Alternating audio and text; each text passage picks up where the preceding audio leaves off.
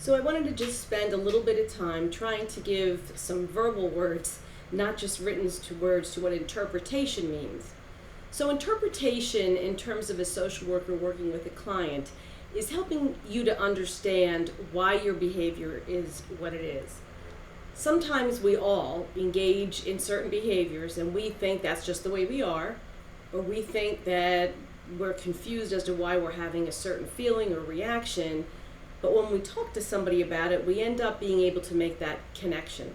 And when you make that connection, when that kind of, I guess it's a light bulb goes off, letting you know that you've made a connection, that's the first time that you're kind of able to make change. So in many ways, interpretation is the most important thing that a social worker does. It's probably, in my opinion, the most difficult thing to do. It's something that you learn in time.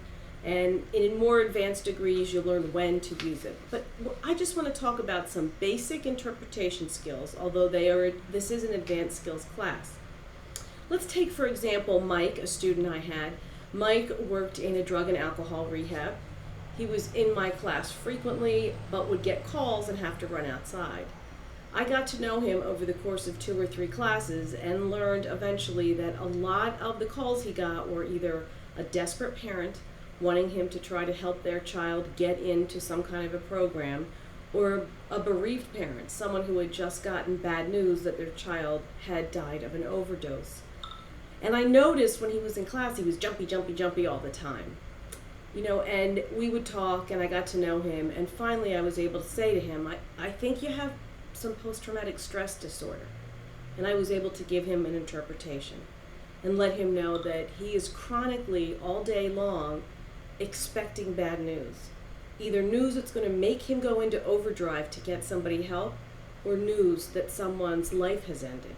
So in a sense, every time the phone would ring, it would send him into a period of shock.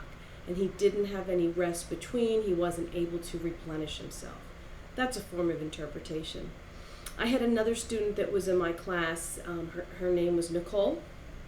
Nicole had I was working with her for a while, and she was saying that she was either crying or angry all the time. And that she was talking to me how much she hated her statistical professor. Everything was about how bad statistics was. And granted, statistics is bad. So I wasn't challenging her on that, but the degree of anger she had towards him just seemed like too much. And when she would say that all she felt all the time was angry or crying, she was at polar opposite emotions. She wasn't feeling anything in between. So as I got to know her, I found out that she had a lot of pressure on her, that she had a child that was dependent on her, that she had had some difficult experiences on her own when she was a child, and now she had a child, and she was trying to make sure nothing untoward happened to that child, that nothing bad happened. She wanted to be a perfect mother. She wanted the experiences of her child to be perfect. So what in turn was happening, she was beat up, she was overtired, and I needed to interpret for her that what she was doing was taking her own childhood and trying to flip it to make sure none of that ever happened, nothing bad happened for her childhood, for her daughter's childhood. And in essence, that's impossible. You just can't predict and make everything perfect.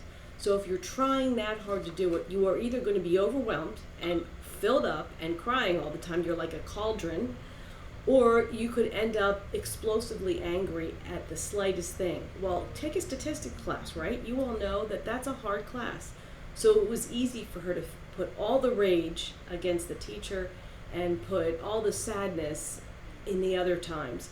So that was an interpretation that helped. I had to help her understand through an interpretation that part of what was happening was a self-imposed pressure because she was trying to make up for what hadn't happened in her childhood, or to make up for what had happened in her childhood. And just being able to talk about that and cry about what was really making her sad, which was her childhood, and take some of the pressure off about what she was doing for her daughter, that's an important interpretation. Let me give you one more before you go on to answer some of the questions. Ashley was having chronic panic attacks. She had anxiety all the time. And after you talk to her for a while, you realize that she didn't just have a 3-year-old. She'd also been in a car accident, and in that car accident, her sister's boyfriend had been very seriously injured. And she and her sister lived together with the boyfriend and her daughter. And so when the sister went to work, because she was a mother going to school with the child, she was home with the sister's boyfriend all day. So she was providing care for him, providing care for her child.